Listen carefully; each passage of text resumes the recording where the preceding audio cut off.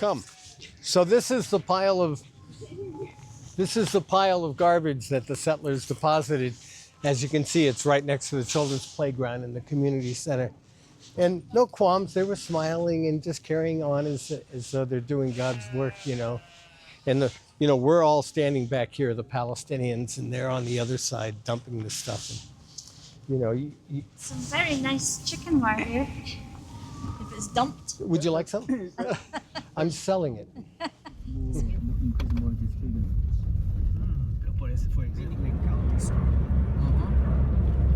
offer hospitality, free, offer prayer, food, and learning experiences. Prayer and learning. Fourth, joint social action. Friday morning, direct. Which company? Direct flight. Really, you have to walk really purposefully. Okay. The first thing I want to point out is these guys have no utilities. They have no gas, no piped-in gas, no piped-in water, no electricity.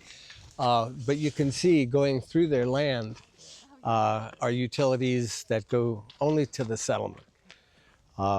There's a long history regarding the water and the theft of the natural resources. So sorry, Bob. You mean so? I can see that these are going to the settlement, but Yes. those pipes look as though they're going to the Palestinians. Yeah, but those pipes are not coming from piped-in water. They're coming from tanks over there. Oh yeah. Now they do have water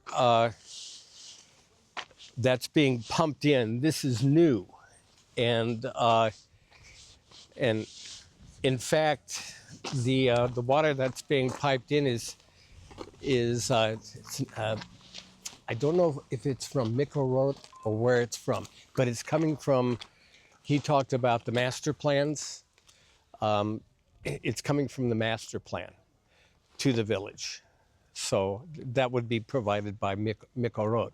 But the settlers in the last year have been going to where the pump is and opening the spigot and draining the water into the sand. And that's been an ongoing problem for, especially the last year, especially since October 7th. Their electricity comes mainly from those solar panels there, although they also last year brought in electricity, again, from the master plan, runs underground, and it's in that little shack right there, where the main panel is. Well, we're seeing a lot of solar panels. Are they from Comet Me or are they Yes. from various donor Yes. agencies? Yeah, Comet Me does almost all the electric work.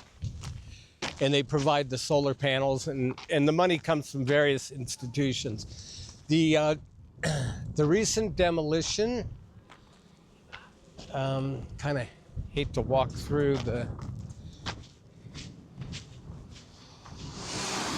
homes, but there was a recent demolition right over here. Is it possible to walk up to that like we did last Yeah, week? yeah. I didn't want to walk in through the homes. Yeah, so we can probably go this way, take a shortcut. There used to be hundreds of sheep in this village. And what you're seeing now, there's a flock here and then one over on the other side.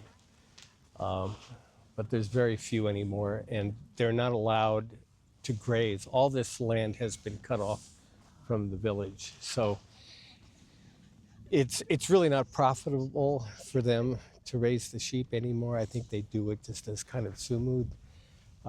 Because it costs so much for the feed.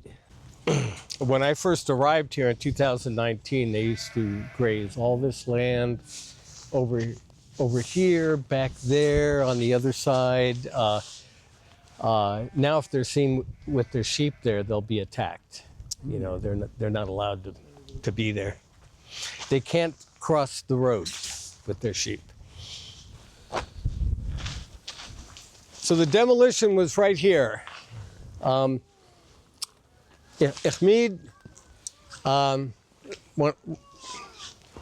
one of the young men that lives in the village was living in this house.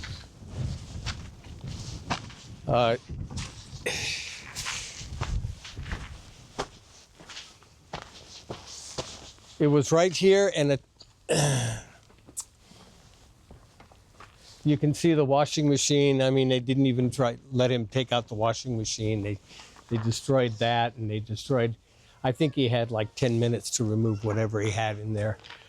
And right attached to it, to the left, was a community kitchen, and they destroyed that as well. And of course, they just leave all the crap there.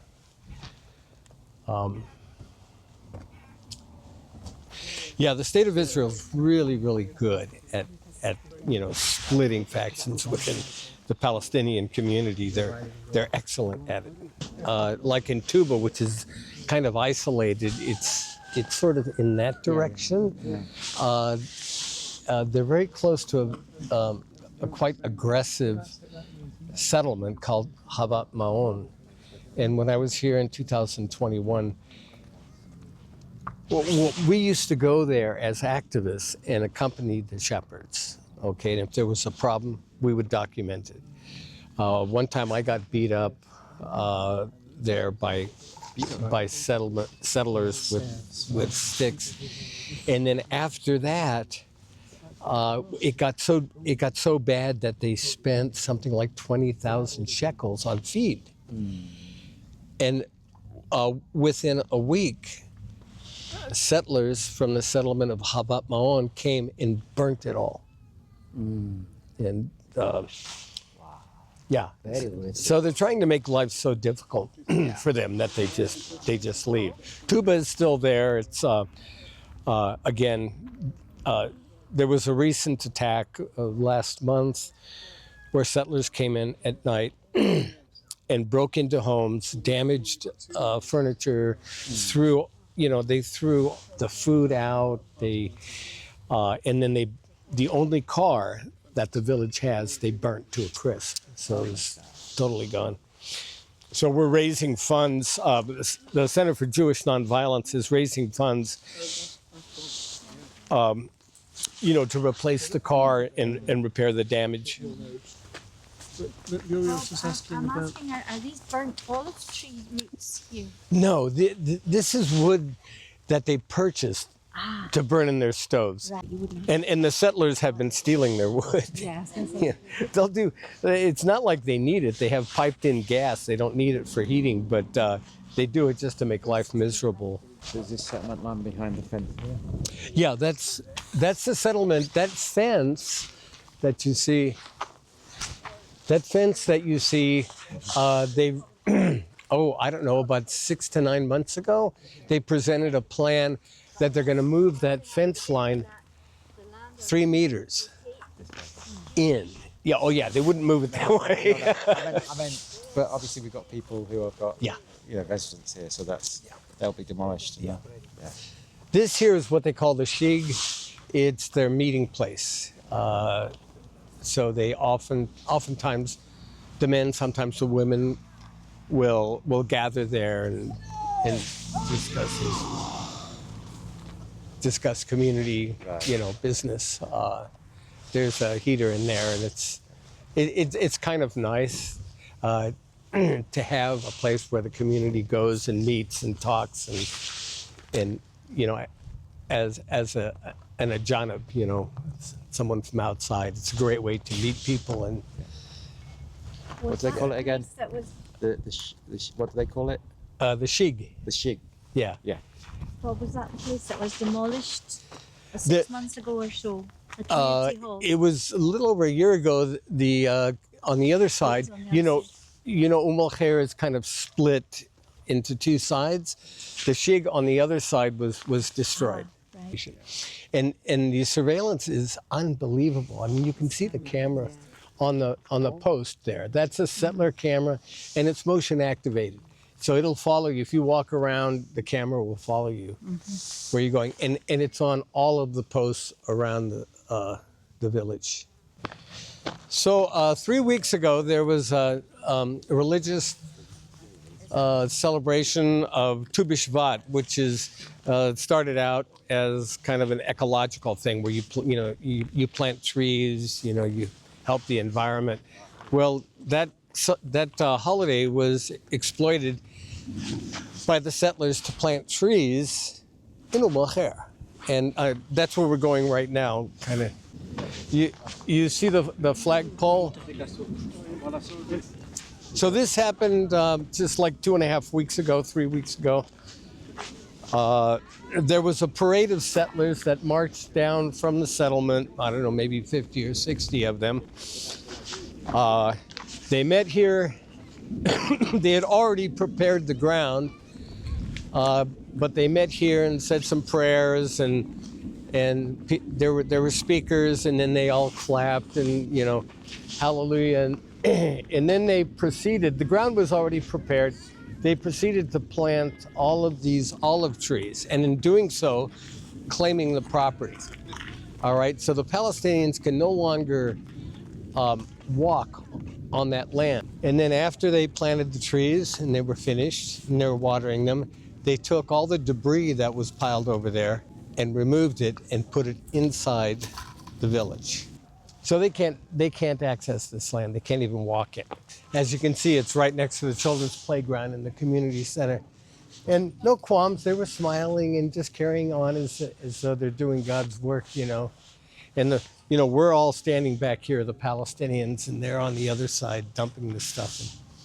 And, Some very nice chicken wire here. If it's dumped. Would you like some? I'm selling it. It's a good idea. There's that issue, isn't there, of a lot of people, of active people involved in the settler stuff are actually young children, and a lot of them are steered from social services, Israeli, to the settlement. So they're vulnerable young people being put in a very vulnerable position. I'll just add that I had a friend who worked in social services with, wayward youths, and he was telling me that a lot of them kind of got recruited or were drawn to the settlement as a way to find meaning and purpose in their life without having to go to school, and they were readily accepted. So it's like the state is exploiting, rather than working on the disabilities of their citizens, they're exploiting their disabilities to further their ends. Well, yesterday, the Palestinians decided that they weren't going to just lay down with their, feet up in the air. And so how many trees did you buy, Ahmed? 50? Yes. They bought 50 olive trees. Let me go back. It didn't end with planting the trees here. They built a path. The settlers built a path going, again, through the village, behind the community center, to this area where they can now come and meditate. Even in the coldest mornings last week, there were lines of them walking down this path just to establish, their claim to the land and, make it obvious to the Palestinians. So what these guys did is they bought these trees and they planted it on and around the path, in a sense, reclaiming it back. And so they called the settlers called the police and the army, and they all came yesterday. I wasn't here. I was running around chasing other scoundrels, and the army decided that this land belongs to the Palestinians, and they can do what they want. They can plant what they want. But I mean, they put cairns, rocks up, and painted them blue, and Israeli flags. You probably saw the one over there. I mean, it's so this is part of a larger squeeze, to make life difficult. I mean, just physically difficult for the Palestinians, but really economically, it's really difficult for them to survive on they can't shepherd. They've taken all their agricultural land except for what's inside the compound here. Yeah, that's the plan. That's the modus operandi.